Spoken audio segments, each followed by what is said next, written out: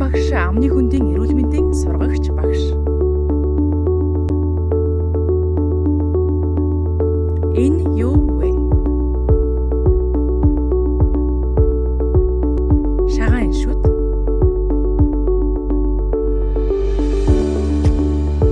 Цоорсон шүдийг таних. Шүдэнд сайн ба муу хоол. Шүд угаах цаг.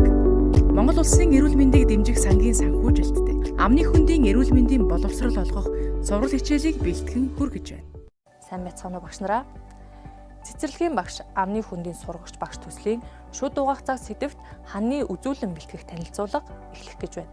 Шүдийг чанартай сайн бас тогтмол угааж цэвэрлэх нь өндөр ач холбогдолтой. Хүн өдөрт хамгийн багадаа 2 удаа 2 минутын турш шүд угаахыг зөвлөдөг. Цэцэрлэгийн хүүхдүүд өглөө цай уусны дараа, өдөр хоол идсэний дараа, орой унтахын өмнө нийт 3 удаа шүдээ угаах хэрэгтэй. Бидний бэлтгэн танд санал болгож байгаа энэхүү шүд угаах цаг бүхий ханын үзүүлэн нь зөвхөн шүд угаах цагийг таниулахаас гадна хоол идсэний дараа заавал шүдээ угаах, өглөө, өдөр, орой гэсэн цагийн баримжааг мэддэг болох, цагийг ашиглан аливаа зүйлийг төлөвлөн хийдэг болохыг ойлгуулах, мөн өнгө ялгах, тоотоод сурах зэрэгт сурах олон давуу талтай юм а. Ханын үзүүлэн хийхдээ та гарын доорх ямар ч материалыг ашиглан хийх боломжтой бөгөөд ватум цаас юм уу эсхий даавууг суур материалаар сонгож өглөө, өдөр, оройг харуулах зорилгоор заасан цагуудыг зурж юм уу хайж ашиглан хайчилж наамлхийн жишг ханын үзүүлэнгийн дагуу байрлуулж тогтооно. Харин үзүүлэнгийн голын хэсэгт өөрийн анги та ашигладаг ханын цагийг хадаасаар тогтооно.